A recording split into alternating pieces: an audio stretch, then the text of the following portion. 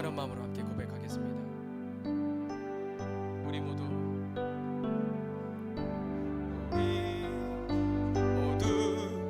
예배하는 자 되어 온전히 영과 진리로 주를 예배하자. 주가 우리와 함께해 영원히 함께 하시고 마르지 않는 샘물로 우릴 채우시리라.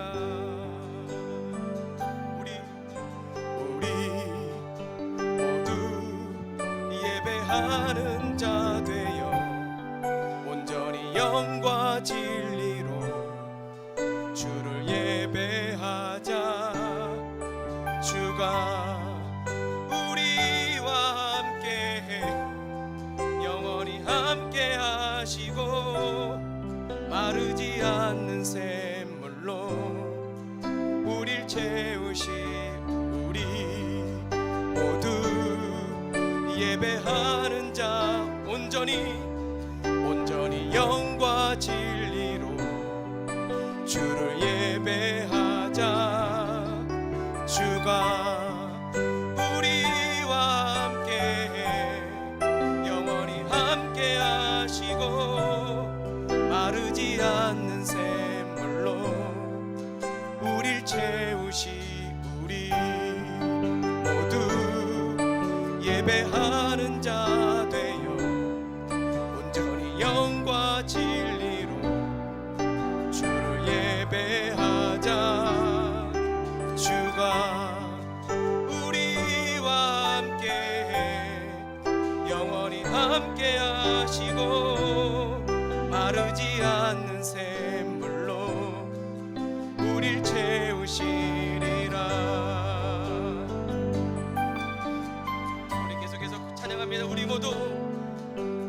우리 모두 예배하는 자 되어 온전히 영과 진리로 주를 예배하자.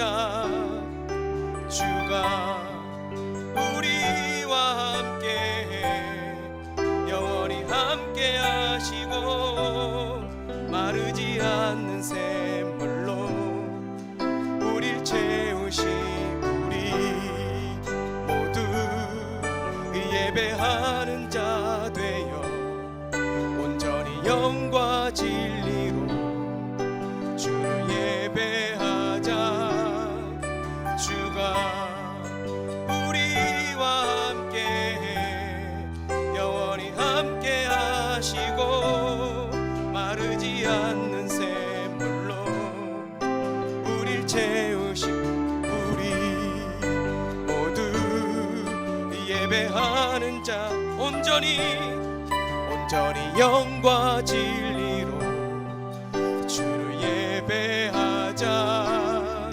주가 우리와 함께해 영원히 함께 하시고 마르지 않는 샘물로 오늘도 우리를 채우실 주님을 우리 주님을 예배합니다.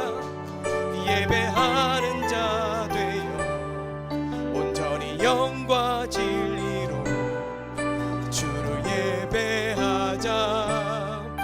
주가 우리와 함께해 영원히 함께 하시고 마르지 않는 샘물로 우릴 채우시리라.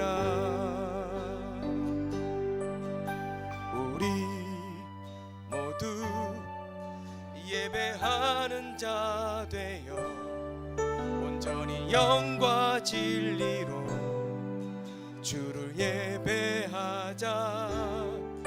주가 우리와 함께해 영원히 함께 하시고 마르지 않는 샘물로 우릴 채. 우리 더 큰 목소리로 우리 모두 예배하는 자 되어 온전히 영과 진리로 주를 예배하자.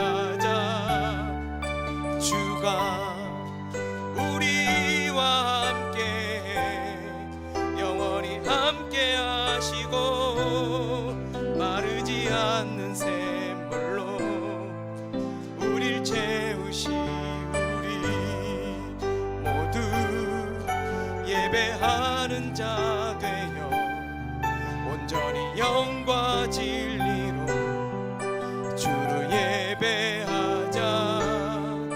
주가 우리와 함께해 영원히 함께 하시고 마르지 않는 샘물로 우릴 채우시리라.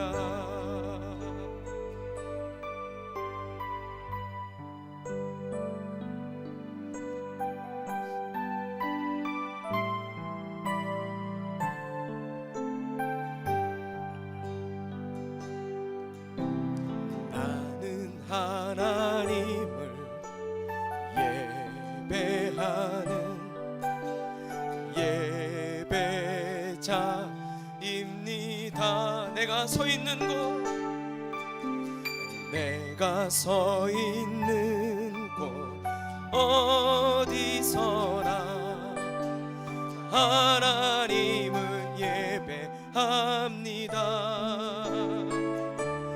내 영혼 거룩한 은혜를 향하여 내 마음 완전한 하나님 향하여 이곳에서 바로 이 시간 하나님을 예배합니다.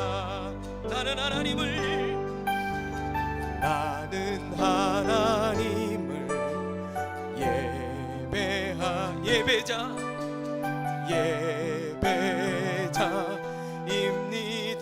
내가 서 있는 곳, 내가 서 있는 곳 어디서나 하나님을 예배합니다. 내 영혼 거룩한 은혜를 향하여 내 마음 완전한 하나님 향하여 이곳에서 바로 이 시간 하나님을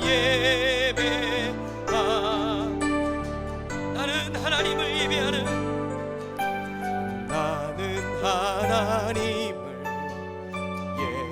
예배하는 우리 함께 고백합니다.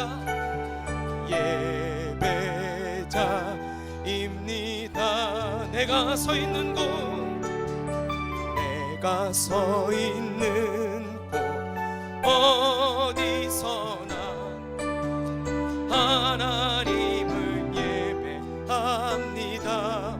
내 영혼 거룩한 은혜를 향하여 내 마음 완전한 하나님 향하여 이곳 바로 이 시간 하나님을 예배합니다. 내 영혼 거룩한 은혜를 향하여 내 마음 완전한 하나님 향하여 이곳에서 바로 이 시간 하나님을 예배합니다.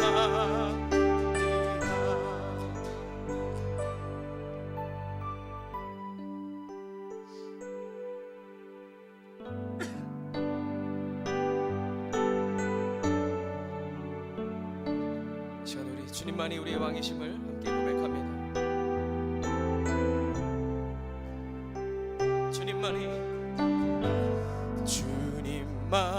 왕이십니다.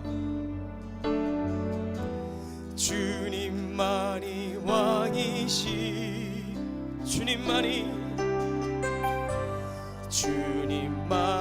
왕이십니다.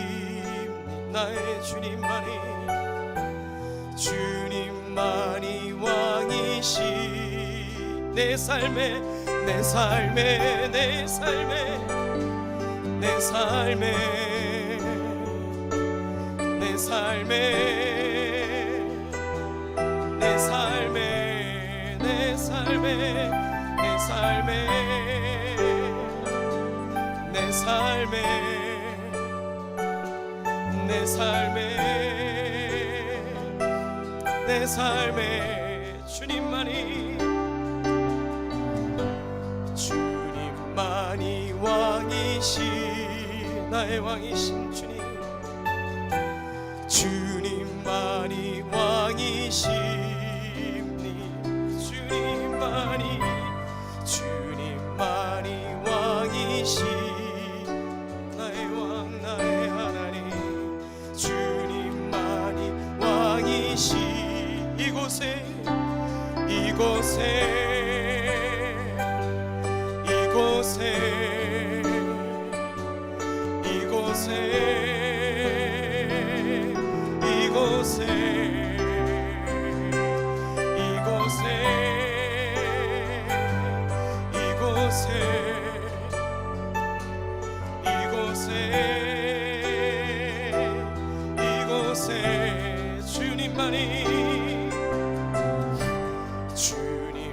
주님만이 왕이시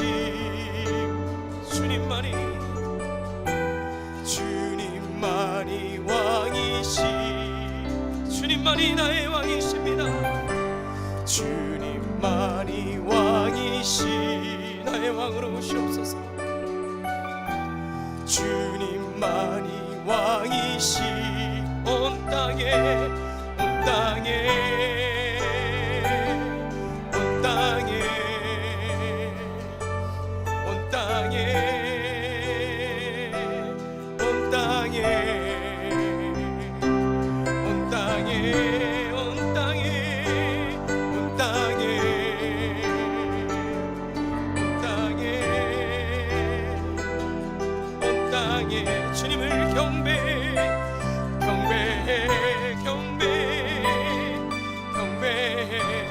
내 속에 있는 모든 것들로 경배해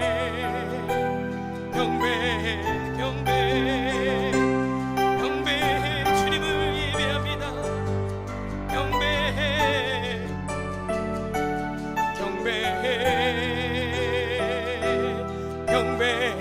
모든 이름 위에 뛰어나신 이름 왕의 왕 예수께 엎드려 경배 모든 이름 위에 뛰어나신 이름 왕의 왕 예수 손들고 경배 모든 이름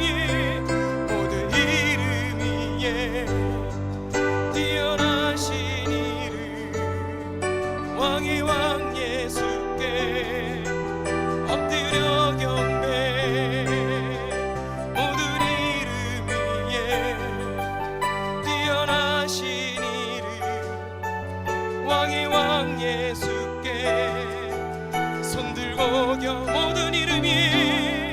모든 이름 위에 뛰어나신 이름 왕의 왕에 엎드려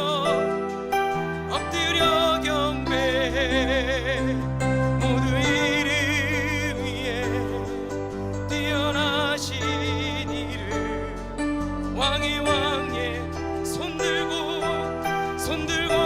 우리 함께 예배를 위해 기도합니다 모든 이름 위에 뛰어나신 이름 왕의 왕 예수께 엎드려 예배해 나 주님을 예배합니다 하나님 내가 하나님을 예배합니다 하나님 내가 예배자로 서기를 원합니다 하나님 예배 가운데 좌정하여 주시옵소서 예배를 주목하여 주시고 예배를 붙들어 주시옵소서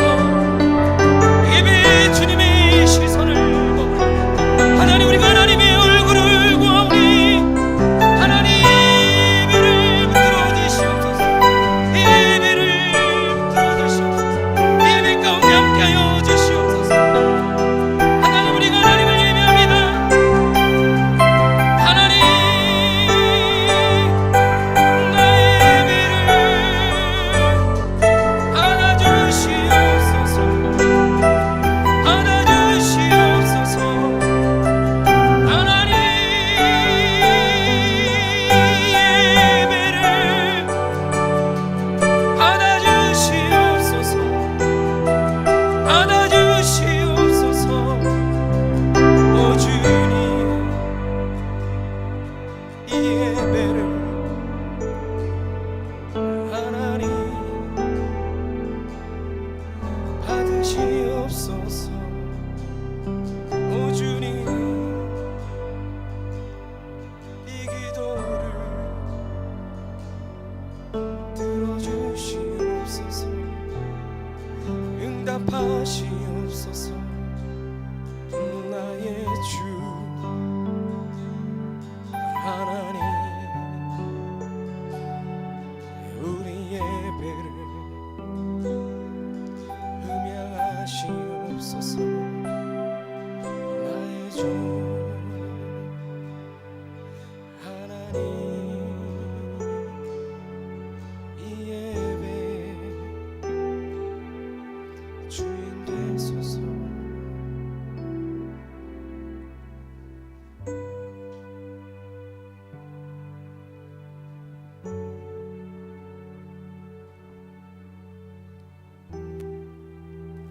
하나님, 그렇습니다. 이 예배의 왕이 되어주시고 이 예배의 주인이 되어주시옵소서. 그래서 우리가 드려지는 이 예배 가운데 주님 예배를 받아주시고 이 예배를 주목하시고 이 예배 가운데 하나님을 갈망하며 하나님의 얼굴을 구하는 자들에게 응답하여 주시옵소서. 그들의 마음의 소원을 이루시고 그들의 마음을 만져주시고 그들의 영혼을 만지셔서 일으키시고 회복시켜 주시옵소서. 예배 가운데 회복의 은혜가 일어나는 귀한 은혜의 은총이 있게 하여 주시옵소서. 이 시간 주의 말씀을 듣겠사오니 그 말씀이 살아 운동력 있게 하셔서 우리의 영과 혼과 및 관절과 골소를 찔러 쪼개는 귀한 말씀으로 우리 영혼을 소생시키는 말씀으로 들려지게 하여 주시옵소서. 그 말씀 가운데 결단하게 하시고 그 말씀 가운데 살아가는 우리 모두가 되게 하여 주시옵소서. 감사드리며 예수님의 이름으로 기도합니다.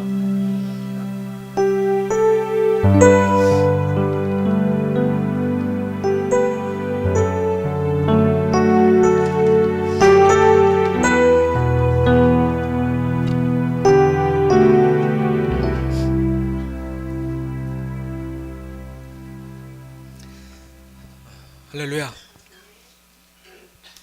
오늘 사무엘상 4장 12절부터 마지막 절까지입니다. 22절. 제목은 이가봇.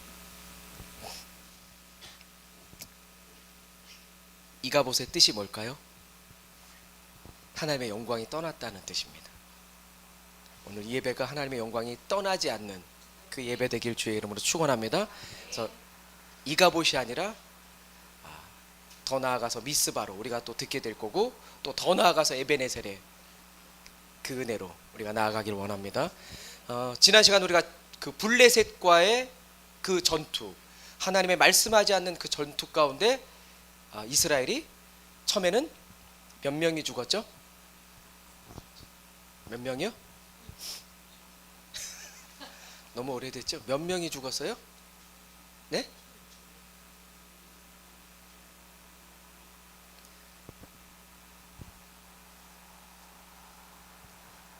봐도 막 안 보이죠? 몇 명 죽었습니까? 우리 지난 시간 예배 제일 잘 들었던 우리 성인이 3천 죽었잖아요. 4천 죽었고 3만이 죽었잖아요. 두 번째 전투에서 4천 죽고 난 다음에 뭐 했습니까? 하나님의 법궤를 가지고 갔죠. 그 미신적인 그 신앙을 가지고 갔을 때 그 법궤 가운데는 하나님이 일하지 않으셨고, 하나님의 임재는 그들이 경험할 수 없었고, 그들이 전쟁에서 패했을 뿐만 아니라 법궤까지 빼앗기는 그 일들이 일어난 거죠. 그래서 결국 그 전쟁 가운데 엘리의 두 아들 홈니와 비느하스는 죽게 되고, 이제 그 아들의 죽은 소식과 법궤가 빼앗겼다는 그 소식을 듣게 된 엘리 제사장도 함께 죽는.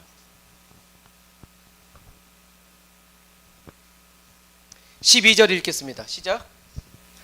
당일에 어떤 베냐민 사람이 진영에서 달려와 자기의 옷을 찢고 자기의 머리에 티끌을 덮어쓰고 실로에 이르니라.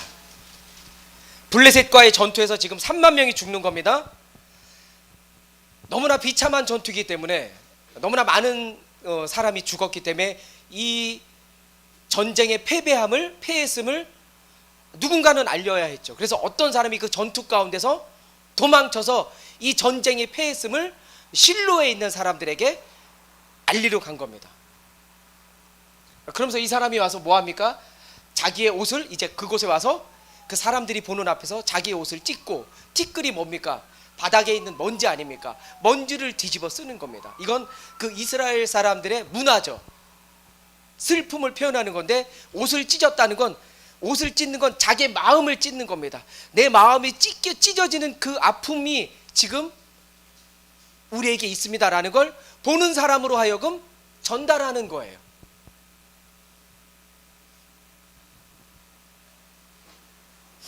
그러니까 이스라엘 백성들의 슬픔의 표현을 옷을 찢는 걸로 표현을 하는 겁니다. 그래서 옷을 찢고 티끌, 먼지를 뒤집어 쓰는 건 무슨 행위입니까?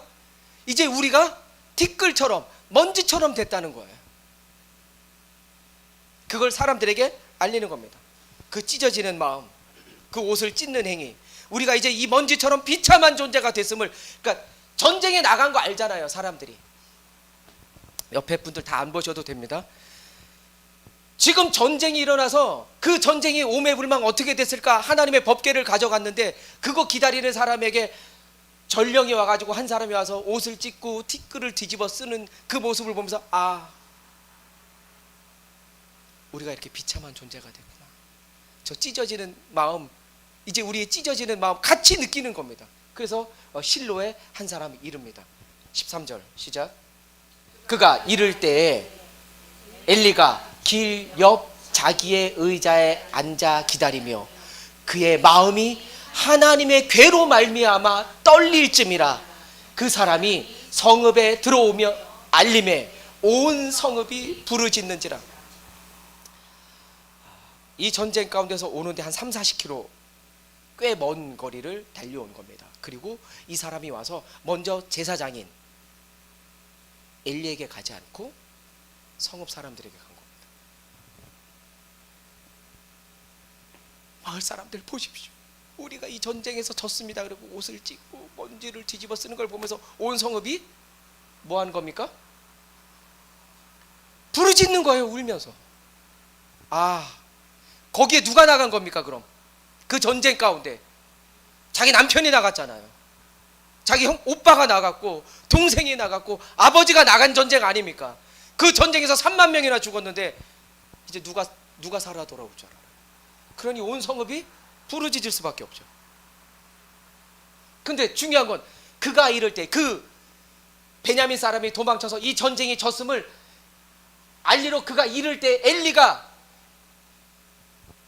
자기 집안도 아니라 길가에 나와서 뭘 갖다 놓고, 길 옆 자기 의자, 그 의자가 간이 의자가 아닙니다. 이런 의자 그냥 일회용 뭐 간단한 의자 갖다 놓는 게 아니라 자기가 실제로 집무하는 그 의자입니다. 그 왕자 같은 그 의자예요. 그 의자를 길 옆 자기의 의자에 앉아 기다리며.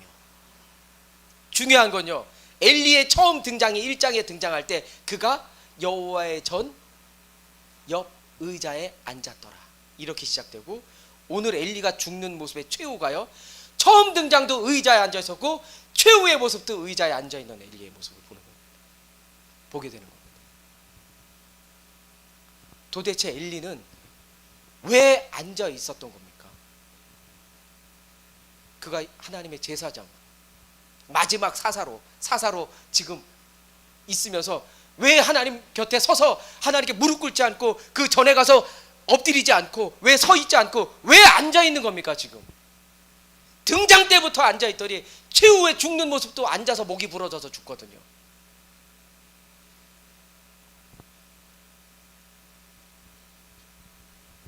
앉았다는 표현은 결국 하나님의 나라, 하나님의 통치가 아니라 자기 의자에 자기가 앉아서 자기 나라에 자기가 주인이 되었다는 뜻이에요. 자기 인생에 자기가 왕이 되어서 살았다는 겁니다. 그게 앉아있다라는 표현으로 가는 거예요. 더 중요한 건 우리가 그 시편에 보면 복 있는 사람은 악인의 길을 쫓지 않고 죄인의 길에 서지 않고 오만한 자의 자들에 앉지 아니하며 오직 여호와의 율법을 즐거워하여 그 율법을 주야로 묵상하는 자 아닙니까? 오만한 자들에 앉는 것, 그 자리에 앉아 있다는 겁니다. 지금 누가요? 엘리가. 우리도 다 앉아 있지만 그럼 다 서고 싶은 마음이 확 이렇게 들어야 되는데, 자기 삶에 자기가 주인이 되어서 앉아 있는 모습을 영적으로 지금 성경이 고발하는 겁니다. 그래서 계속해서 엘리의 그 무능함과 그 나태함과 그 능력 없음을 영적으로 표현하는 거죠. 그 앉아 있음을, 자신 뜻대로 살고 있음을. 여러분 자리에서 그 자리를 하나님께 내어드릴 수 있는 우리 모두가 되길 주의 이름으로 축원합니다. 앉아 있는 자가 아니라 일어서는 자 되길 주의 이름으로 축원합니다. 일어서서 주님을 섬기는 자 되시길 주의 이름으로 축복합니다. 엘리 제사장이 불안한 이유가 뭡니까? 지금 그의 마음이 하나님의 괴로 말미암아 떨릴 즈음에, 왜 떨리는 겁니까? 하나님의 괴로.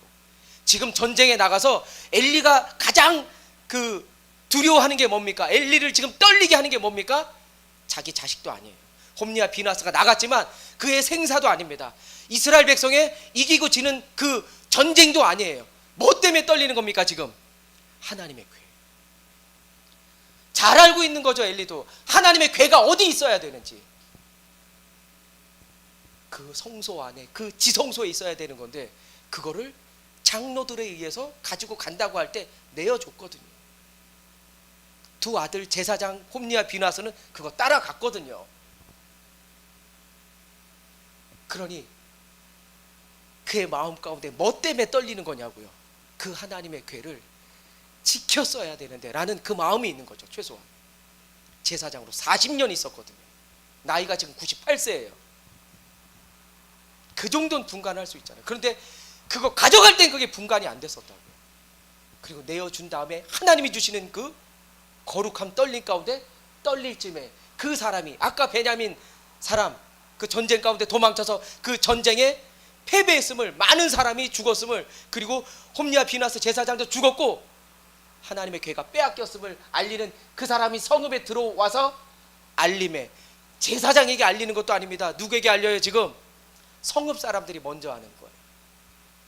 뭘 얘기하는 겁니까? 지금 영적으로 무뎌진 그 엘리, 영적으로 그 무능해진 엘리의 모습을 먼저 보여주고 있는 거예요. 14절 15절 엘리가 부르짖는 소리를 듣고 이르되 이 떠드는 소리는 어찌 됨이냐. 그 사람이 빨리 가서 엘리에게 말하니 그때 엘리의 나이가 98세라 그의 눈이 어두워서 보지 못하더라. 그 개인의 눈이 어두워지고 그 개인의 몸이 늙어가는 것을 성경이 표현하지 않는데 엘리에 대해서는 계속해서 표현하는 이유가 뭐라고요? 그의 영적인 것들을 고발하는 거라. 그의 영적인 어두워짐, 그 영적인 무능함, 그 영적인 둔해짐, 그 영적인 비대해짐을 성경이 알려주고 있는 거예요. 마치 98세여도 모세는 120세에 하나님이 데려가십니다. 데려가실 때까지 그의 기력이 쇠하지 않았어요. 갈렙은 어떻습니까? 나이 85세에 다른 사람들이 다 가지려고 하지 않는 그 산지 저에게 주십시오. 제가 나가서 싸워서 그 산지 제가 갖겠습니다. 그 고백하거든요. 85세. 갈렙이요. 여호수아와 갈렙. 모르시면 이거 끝나면 이제 여호수아 해야 돼. 또 그 갈렙 85세 그런 말을 한다고요. 할아버지가 새벽 안개를 헤치고 그 남들이 가려고 하지 않는 그 땅을 걸어 나가는 겁니다. 그럼 98세는요 충분히 할 수 있죠. 깨어 있었다면. 근데 그의 영적인 그 무뎌짐과 그 무능함을 성경이 계속해서 고발하는 거예요. 패배 이야기만 하면 되는데 뭐하러 엘리 제사장의 그 개인적인 그 일들을 지금 성경이 얘기를 하냐고요. 할 필요가 없는 거죠. 그럼에도 그의 나이와 눈이 어둡다는 건 엘리 제사장의 영적 상태를 저희들에게 보여주고 있는 겁니다. 그가 눈이 어두워서 보지 못하더라.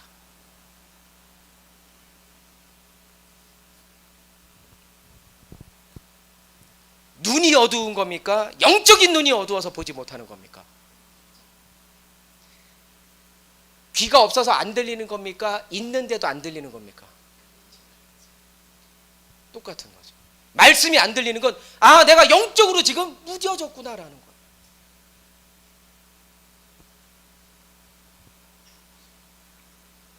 육체가 늙은 게 아니라 영적인 것들이 이만큼 늙었다는 거예요.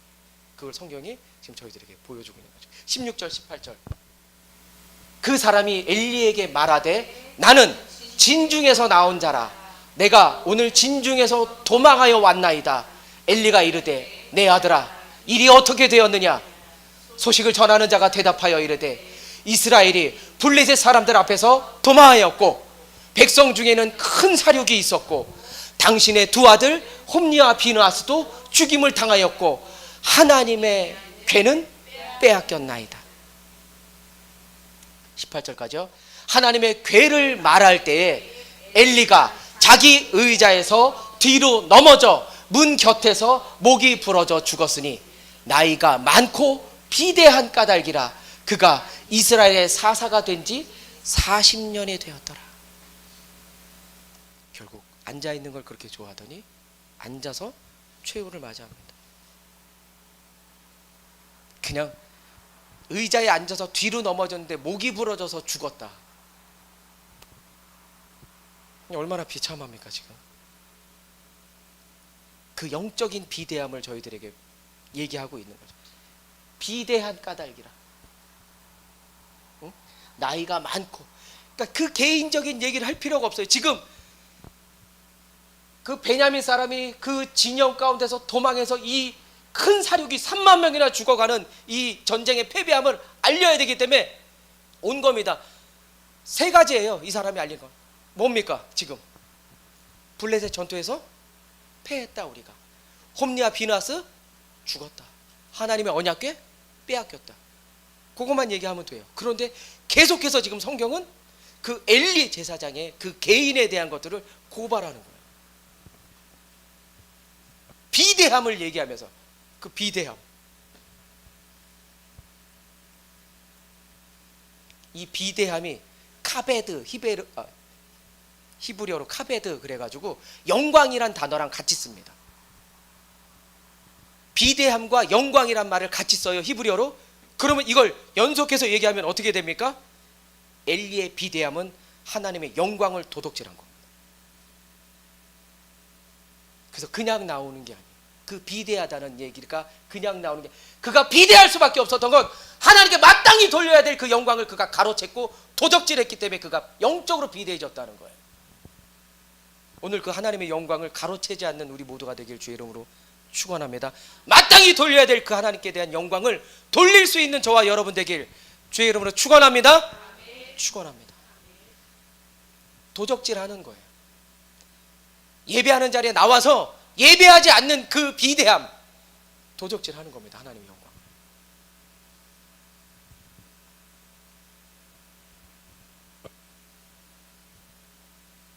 더 재미난 건 그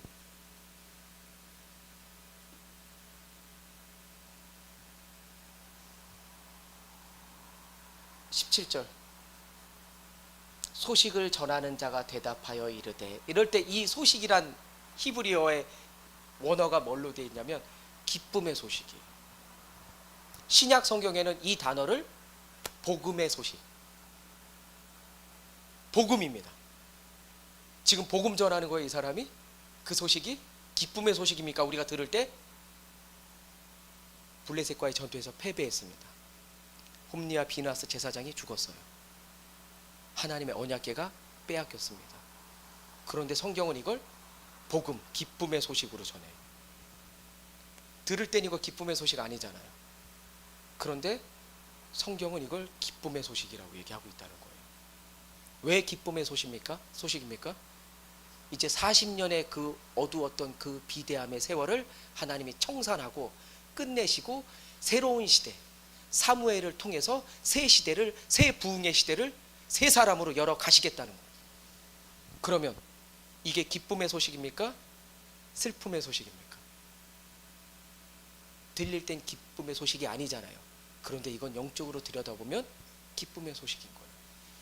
마찬가지입니다. 우리 삶에서 들려지는 그 슬픔의 소식들이 있어요.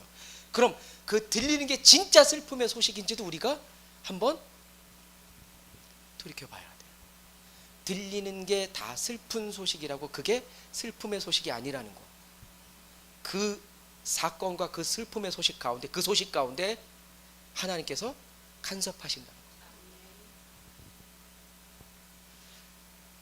그래서 낙심할 필요가 없는 거예요.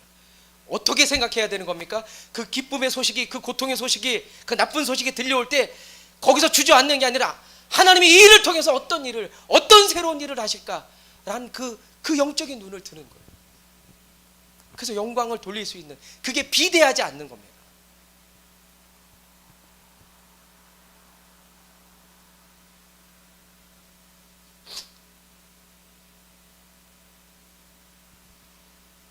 그래서 나쁜 소식도 좋은 소식이 될 수 있다는 거 마음속으로 기억하시고, 이제 19절에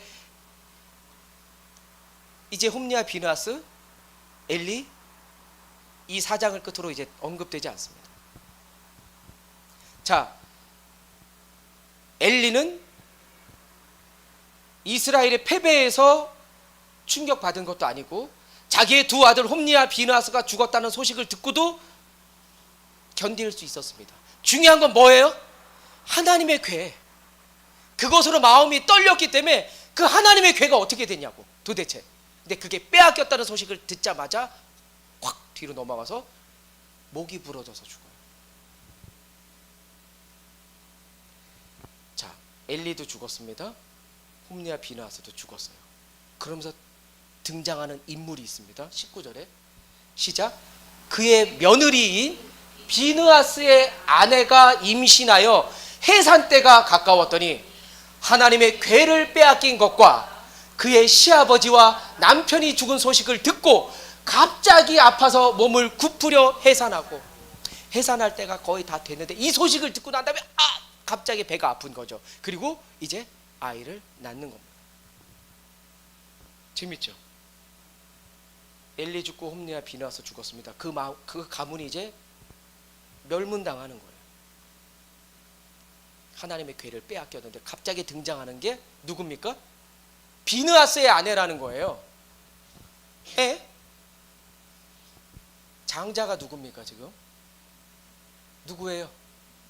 왜 입이 있어도 말을 못해? 홍길동이야?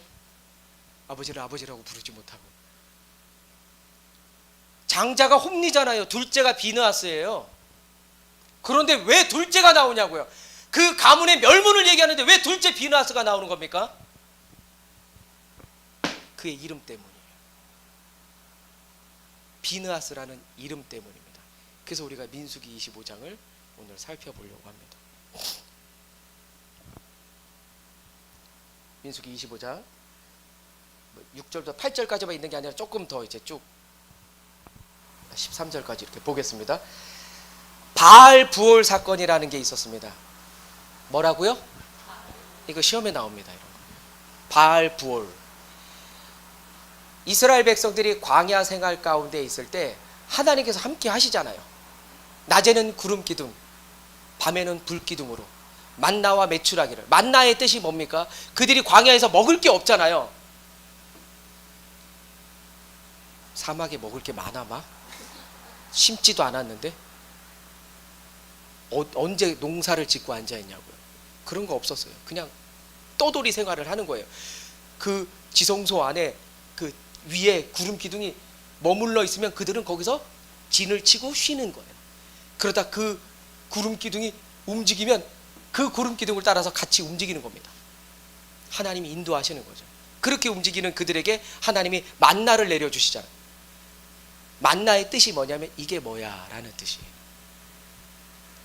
만나가 먹어보니까 하얀, 지금으로 얘기하면 꿀과자 같은 거, 바닥에 쫙 걷어서 이제 먹어봤는데 아삭거리고 식감도 좋고 맛도 좋고 이게 뭐야? 뜻이 만나예요. 만나만 먹으니까 이제 고기 먹고 싶다고 이스라엘 백성들이. 애굽에 있었을 때 우리가 고기를 그렇게 먹어서 언제 먹었냐고 지들이 고기를요. 자기들이 그 애굽 이집트에서 그 피라미드 진이라고요. 그 노역과 고역 가운데 백성들이 너무나 울부짖으니까 하나님이 430년간 그들 가운데 있었던 그 부르짖음을 들으시고 그들을 출애굽시킨 거거든요. 언제 고기 먹고 앉아 있었어요. 근데 사람은 꼭 차라리 애굽에 있었을 땐 고기라도 배 터지게 먹었지 이런 소리 하거든요. 요즘 젊은 애들이 많이 쓰는 억가.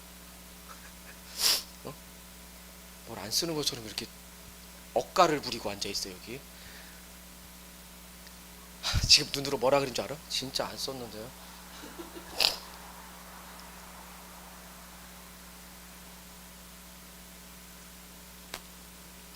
억가 얘기하다 까먹었잖아요. 뭔 얘기하다 억가 얘기. 만나와 메추라기를 보내가지고 그들을 또 하나님이 고기를 먹이시잖아요.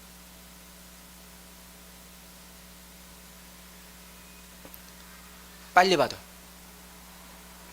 네 주님. 저한테 오는 거 주님한테 전화가 오는 것밖에 없거든. 그 이스라엘 백성들이 그 광야 가운데서 만나와 메추라기로 구름 기둥과 불 기둥으로 그렇게 하나님의 보호하심과 인도하심을 받고 있을 때 주변의 변방에 있는 많은 나라들이 이스라엘을 죽이려고 공격하지만 이길 수가 없는 거예요. 하나님이 함께 하시니까. 그러니까 무서운 존재가 된 거죠. 떠돌이 이스라엘 백성들이 그 가나안에 그 정착한 그 토착민들이 볼 때 무서운 사람들이에요. 모압 사람들이 볼 때 야, 쟤네 참 신기하다. 쟤네랑 싸울 게 아니라 쟤네를 어떻게든지 구워 삶아서 꼬디겨서 꾀임에 넘어뜨려 가지고 우리 편으로 만들자. 이 사건이 바알 부올 사건이에요. 우리가 바알 신은 많이 들어봤잖아요. 얘는 풍요의 신, 농경의 신을 다 그냥 바알이라고. 원래 바알은 똥파리거든요. 바알이 파리의 대왕이라는 뜻이에요. 왜요? 파리가 얘네가 볼 때 그 구약의 사람들이 볼 때는요 모든 병을 옮기는 애들이거든요. 그냥 근데 예의가 얼마나 바르냐면 파리 보셨죠? 딱 어디 앉아 있을 때 뭐부터 해요? 죄송합니다. 제가 이거 좀 먼저 먹을게요. 이러잖아 막. 진짜. 이러고 이제 막 병을 막 이런 거에 웃는구나. 몸으로 자꾸 안 하려고 그러는데 자꾸 하게 깨우잖아요. 저 각성시키는 게 계속 내내 째려보고 있다가 파리 하니까 겨우 웃어. 분장이라도 하고 올 걸 그랬네. 똥파리, 파리의 대왕이 바알이에요. 그러니까 얘네는 그 파리가 옮기는 그 병이, 그래서 농사에 또 다산에 파리 또 알 나면 또 얼마나 나서 엄청 많이 날아다니잖아요. 또 온 사방 막 붙잖아요. 막 바알 부올, 모압 지방에 부올이라는 데가 있었는데 그 부올에서 섬기는 바알이라는 뜻이에요. 그게 바알 부올 사건이에요. 이 모압 사람들이 이스라엘 백성들을 적으로 두지 않고 이제 어떻게 해서든지 자기 편으로 만들기 위해서 자기네가 섬기고 있는 그 바알 부올에서 섬기는 그 바알의 신에게 이 이스라엘 백성 남자들을 초청합니다. 그리고 잘 봐. 이제 우리는 너희랑 싸우려고 하는 게 아니라 너희랑 화친하고 싶은 거야. 친하게 지내자. 그런데 우리가 섬기는 신이 바알 신이 있거든. 근데 이 신은 얼마나 우리를 즐겁게 하는지 몰라. 그러면서 그 바알 부올, 그 바알에게 절하고 숭배하고 경배하고 난 다음에 그 바알에게 섬기는 그 여자들과 함께 동침하는 일이 일어나요. 그러니까 다 음란의 죄악에 넘어뜨리는 거죠. 하나님이 가장 싫어하는 게 뭡니까? 제1은 내 앞에서 다른 신을 두지 말라. 하나님이 가장 싫어하시는 그 우상 숭배의 이들이 절을 합니다. 하나님이 진노하셔서 이스라엘 백성들에게 연병을 내려요. 연병이 뭡니까? 국어사전에 보면 지금 장티푸스거든요. 모든 질병을 유발하는 거 연병. 그래서 우리가 욕할 때는 듣기 싫을 때 연병하네 이러잖아요. 안 하세요 이런 거? 오랜만에 들으셨나요? 오늘 욕으로 시작해서 욕으로 끝날 것 같은데.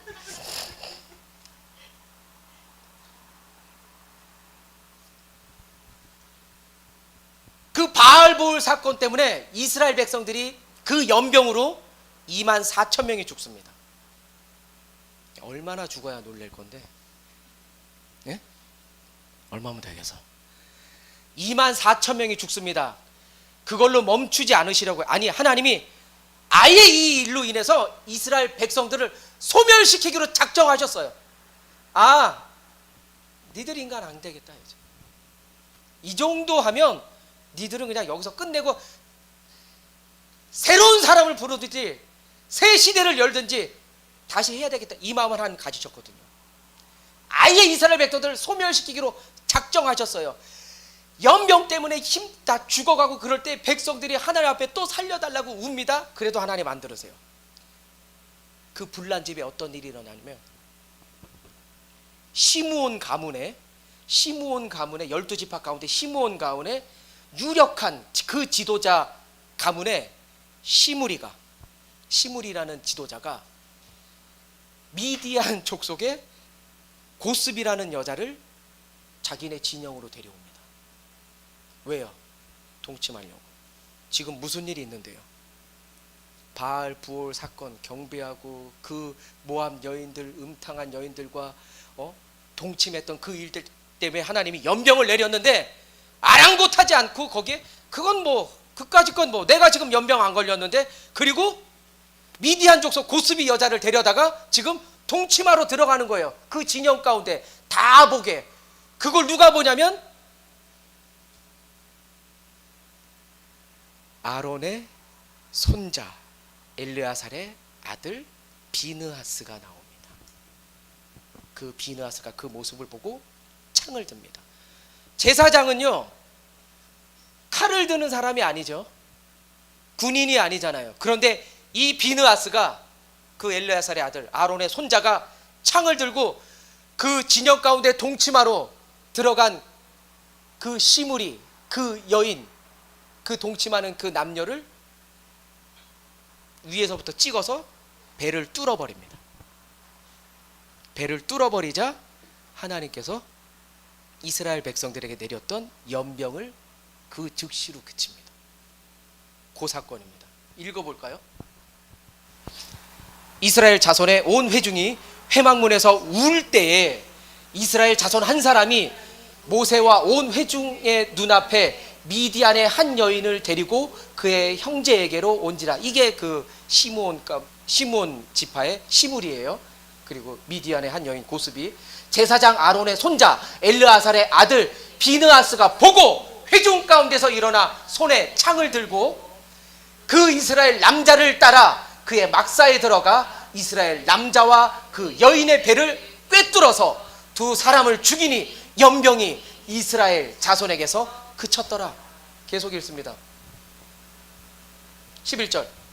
제사장 아론의 손자 엘르아살의 아들 비느하스가 내 질투심으로 질투하여 이스라엘 자손 중에서 내 진노의 내 노를 돌이켜서 내 질투심으로 그들을 소멸하지 않게 하였다는 거예요.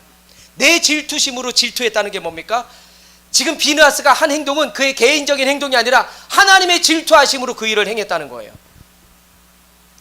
하나님의 질투하심으로 두 사람을 죽였다는 겁니다. 그래서 내 노를 돌이켰다는 거예요. 하나님께서 그 노를 바라는 그 노를 돌이켰. 그냥 있었다 그러면, 그렇게 하는 그 일도 그냥 놔뒀다 그러면 연병으로 그 이스라엘 백성들 아예 소멸시키기로 작정하셨거든요. 근데 그걸 멈추게 한 사람이 누굽니까? 비느하스예요. 그 누구도 그 죄악을 보면서 하나님의 마음을 읽으려고 한 사람 없습니다. 단지 지금 눈앞에 펼쳐진 이 죽음과 이 연병에 대한 그 일들에 대한 그 울음이 있었지, 도대체 이 일을 왜 하나님께서 내리셨는지에 대한 돌이킴이나 회개는 없었다고요. 하나님의 마음을 읽으려고 하는 자가 없었어요. 그 하나님의 마음을 가지지 못할 때 지금 누가 그 하나님의 마음을 가진 겁니까? 비느하스가 하나님의 마음으로 그 음란과 그 우상 숭배하는 그 백성들을 향한 하나님의 진노를, 사실 제사를 드린 거죠. 그 비느하스 얘기 왜 하는 겁니까? 지금 홈리와 비느하스 얘기하다가 이 비느하스 얘기하는 겁니다. 그 이름 때문에 비느하스가 나오는 거예요. 홈리가 먼저 나와야죠, 장자가. 근데 홈리는 아예 나오지도 않아요. 이제 그 이름 비느하스 때문에 지금 비느하스가 나오는 거라고요. 12절 볼까요? 그 일 때문에 하나님의 질투심을 가지고 행했던 그것 때문에 하나님이 언약의 약속을 말씀하십니다. 그러므로 말하라, 내가 그에게 내 평화의 언약을 주리니. 하나님이 평화의 약속을 하시겠다는 거예요. 그 일 때문에. 누구에게? 비느하스에게. 내 마음을 움직였던 그 비느하스에게 내가 언약을 하겠다.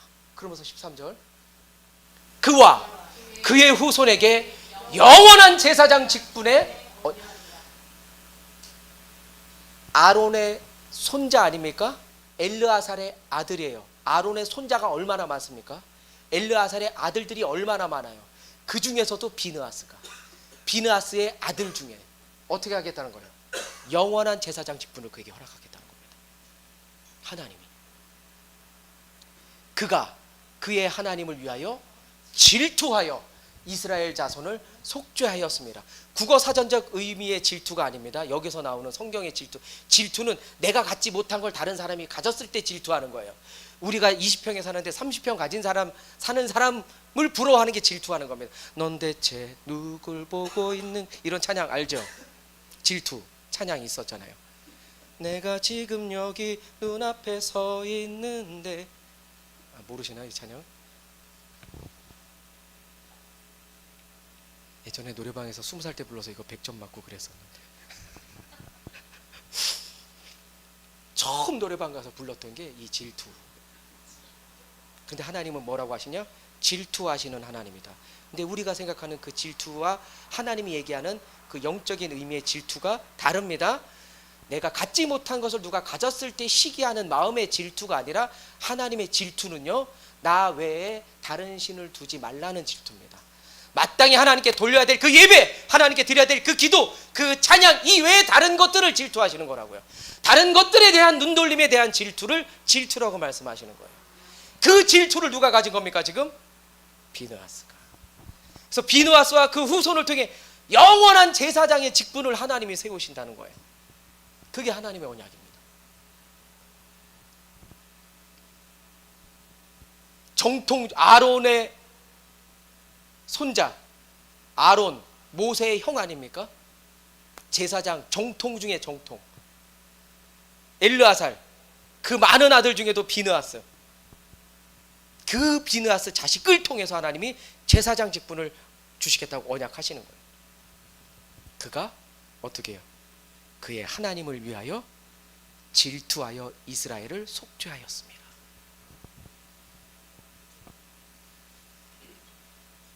뭐 얘기하는 겁니까?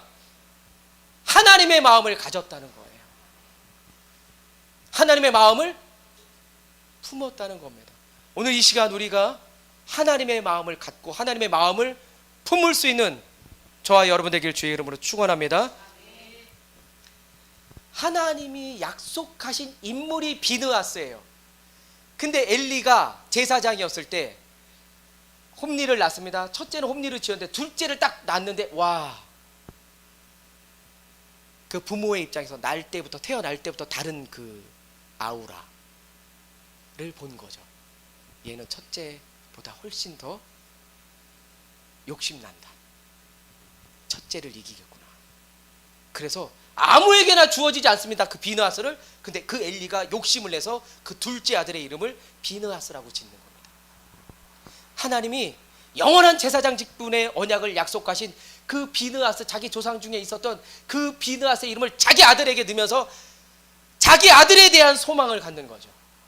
네가 우리 가문의, 우리 집안의 첫째가 아니라 네가 그 비느하스에게 이름을 주면서 네가 우리 가문의 그 제사장의 이름을 대대로 이을 그 아들이 될 거야. 그 마음으로 지어준 거거든요. 둘째가 훨씬 뛰어났던 거죠. 그런데 비느하스가 어떤 삶을 살았냐고요. 이 비느하스 말고 홈리와 비느하스의 그 비느하스 둘째가 홈리랑 똑같은 삶을 살았거든요. 그 형이 하나님께 드려질 그 고기를 지들이 빼앗고 하나님께 예배하는 그 여인들과 동침하고 온갖 못된 짓 나쁜 짓 다 했거든요. 그래서 하나님이 그들을 죽이기로 작정하셨고 그 죽이는 걸 기뻐하셨거든요. 그리고 그 일을 행하셨어요. 그 두 아들이 죽을 때 너희 가문이 끝난다는 거, 그게 징표가 될 거다. 대신 한 날에 너도 죽을 것이다 라는 말은 하지 않으셨지만 그 말이 같이 이어지는 겁니다. 그날에 같이 엘리가 죽는 겁니다.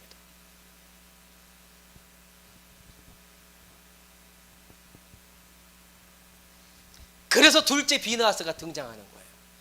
자, 시아버지 죽었습니다. 홈리도 죽었고 자기 남편 비느하스도 죽었습니다. 그 소식 듣고 하나님의 괴를 빼앗겼다는 소식을 듣자마자 배가 아파서 아이를 출산합니다. 아이 출산하고 죽어요. 이 여인이. 왜? 출산한 다음에 아들을 낳거든요. 아무리 고통스러워도요, 그 산모들이 만약에 아들을 낳고 싶은데 뭐예요? 축하해, 걱정하지 마, 아들 낳았어. 모든 아픔이 싹 뭐 난 것처럼 얘기하지만 이제 그런 거 아닙니까?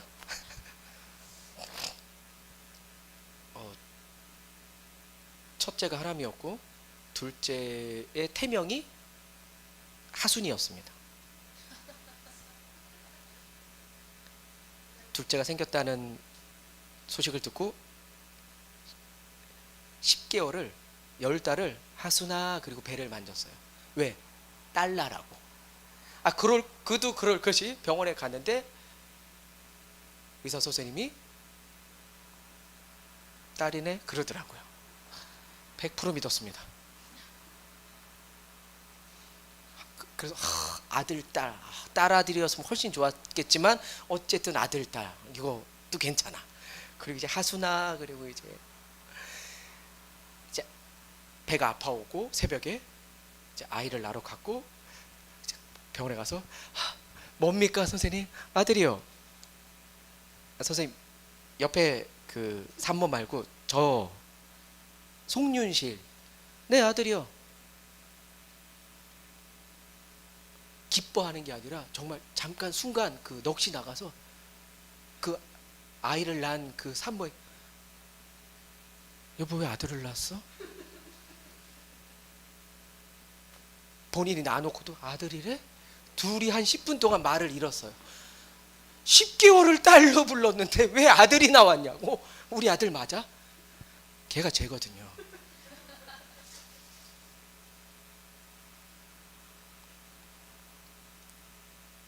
그게 그렇게도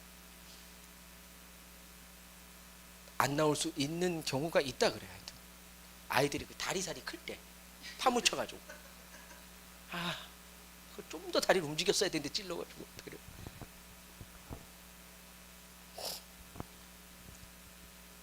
아이 나면 그 아픔 싹 잊혀지게 되는데 이 여인은요, 끝났구나. 엘리 제사장도 죽고 제사장의 두 아들 홈리와 비느하스도 죽었고 하나님의 언약에도 빼앗겼으니 그 낳은 아들의 이름을 이가봇이라고 해라. 이가봇이 뭐라고요? 하나님의 영광이 떠났다. 그 아들의 이름을 이가봇으로 합니다. 20절부터 죽어갈 때 곁에 서 있던 여인들이 그에게 이르되 두려워하지 말라, 네가 아들을 낳았다 하되 그가 대답하지도 아니하며 관념하지도, 우리가 똑같이 딸이라 그러는데 아들 낳을 때처럼 대답하지도 아니하고 관념하지도 않고 왜 아들이야?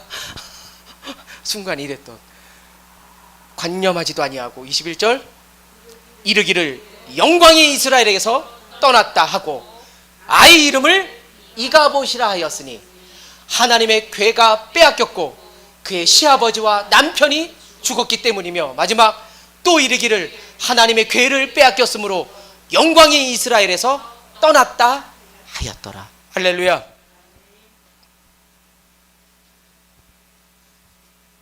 그래서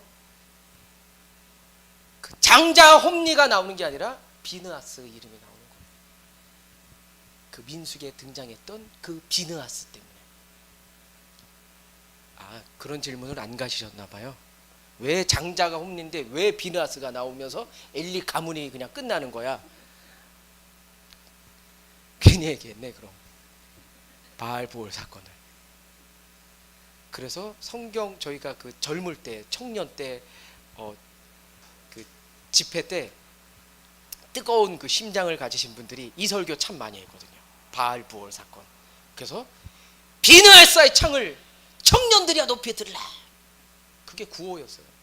그래서 비느하스는 우리에게 그 선망의 대상이었죠. 비느하스의 창을 들고 하나님의 질투심을 갚자 막 이랬거든요. 이런 슬로건으로 막 하나님 저에게 하나님 비느하스처럼 하나님의 질투심을 저에게 주시옵소서. 하나님 외에 다른 신을 섬기지 않는 그것들을 미워하는 그 질투심을 저에게 주시옵소서. 비느하스의 창을 높이 들되 창 들고 막 이랬거든요. 뭐라도 들어야 되니? 응? 우리의 가슴을 뛰게 하는 그 이름이 비느하스였는데 지금의 비느하스는 뭡니까? 하나님이 죽이기로 작정하시는 비느하스. 이거 왜 나오는 겁니까? 지금 그 이름이. 오늘 우리의 이름이 무엇이며 우리는 어떻게 살고 있나? 성경이 우리에게 역으로 묻고 있는 거죠. 여러분 무슨 이름으로 살고 있습니까? 우린 그리스도인, 크리스찬으로 살고 있잖아요. 그런데 정말 그리스도인으로 살고 있습니까? 지금 앉아있는 이 예배의 우리의 모습이 전심을 다하는 그 비느하스와 같은 그 질투심을 가진 그 창을 높이든 하나님의 마음을 품은 그 비느하스입니까? 그 이름대로 살지 못하는 그것들을 오늘 끊을 수 있는 시간 되길 주의 이름으로 축원합니다. 홈리와 비느하스처럼 사는데도 그게 전혀 부끄럽지 않는 거죠. 지금 내가 그렇게 살고 있는데도 전혀 가슴 아프지 않는 게 비느하스입니다. 그게 비대해지는 거예요. 하나님의 영광을 도둑질하는 겁니다. 그게 마땅히 찬양해야 되고 마땅히 기도해야 되고 마땅히 예배하는 것이 가장 큰 즐거움과 기쁨이 되어야 되는데 그렇지 않는 내 마음이 비대해지고 있다는 거예요. 그건 영광을 도적질하는 겁니다. 도적질하지 않게 되기를 축원합니다. 내가 언제 하나님 걸 도적질했어요? 그게 도적질하는 겁니다. 하나님의 영광을 가로채는 것. 그래서 내 영혼이 비대해지는 것. 결국 앉아있다가 목이 부러져서 죽는 거 아닙니까? 오늘 하나님의 말씀도 나에게 없고 하나님의 마음을 품지 않는 그 모든 것들에게서 돌이킬 수 있는 우리 모두가 되길 주의 이름으로 축원합니다. 이제 하나님의 자녀로 내가 서기 원합니다. 말씀을 마치겠습니다. 우리가 그리스도인이라는 이름으로 살고 있으면 그 비느하스처럼 그 그리스도인의 창을 높이 들어야 됩니다. 그 그리스도인으로서 하나님의 질투심, 그 질투하심, 그것들이 우리 마음에 품어져야 될 줄로 믿습니다. 오늘 그것들이 회복되는 시간 되기를 축원합니다. 그래서 오늘 그렇지 못한 우리의 삶을 돌아보면서요, 그에 걸맞는, 그 이름에 걸맞는, 예담이 왜 예담입니까? 예수님 닮으라고 예담이 아닙니까? 예수님 닮지 말라고 예담입니까? 신민, 왜 신민입니까? 신자가 그냥 제가 성이 신이니까 하나님의 백성으로 살라는 거 아닙니까? 지금 다 그 이름 뜻 아니에요? 승우, 왜 승우야? 몰라? 몰라? 승리하는 우리 아니야? 승주, 승리하는 주님 이런 거 아니야? 이제 맞는, 내가 맞춰야 돼? 내가 널 낳았어? 그런 거 아닙니까? 다 주님의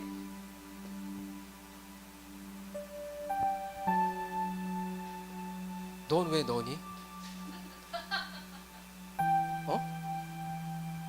넌 왜 너야?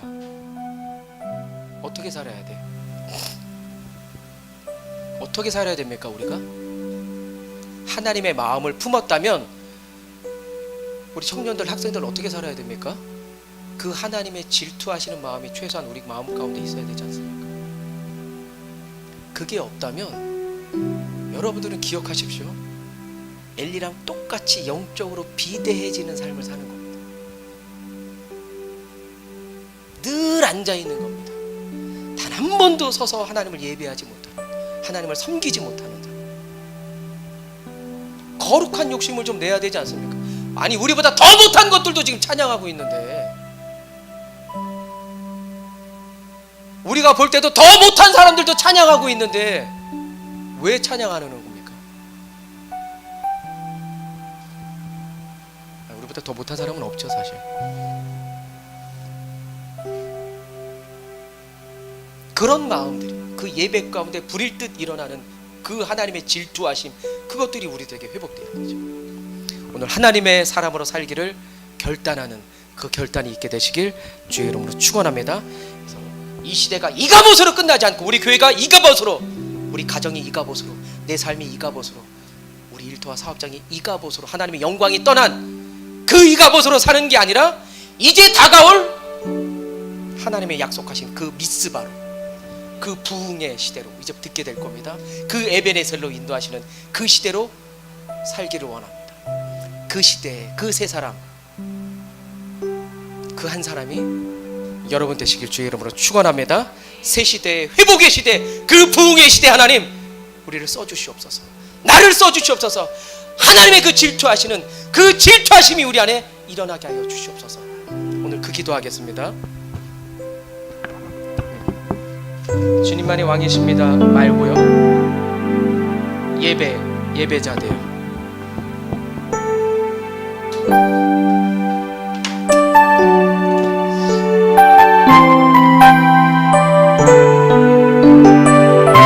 이 찬양의 원제목이 임내입니다. 임내가 뭡니까? 설립자.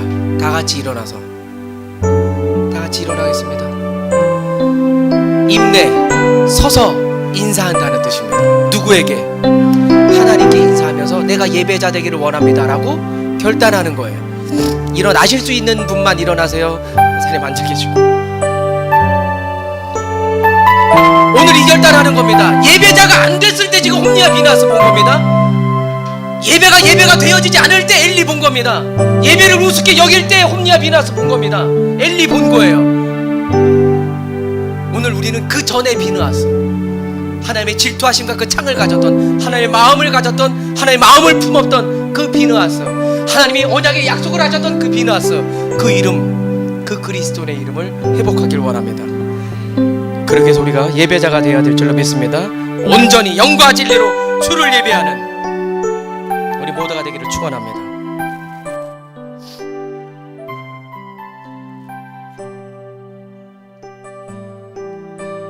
우리 모두 예배하는 자 되어 온전히 영과 진리로 주를 예배하자. 주가 우리와 함께 영원히 함께 하시고 마르지 않는 샘물로 우릴 채우시. 우리 모두 우리 함께 예배하는 자 돼 온전히 영과 진리로 주를 예배하자. 주가 우리와 함께 영원히 함께 하시고 마르지 않는 샘물로 우릴 채우시. 우리 모두 예배하는 하나님, 내가 예배자가 되기를 원합니다. 온전히 영과 진리로 주를 예배하자. 주가 우리와 함께 영원히 함께 하시고 마르지 않는 샘물로 우릴 채우 우리 모두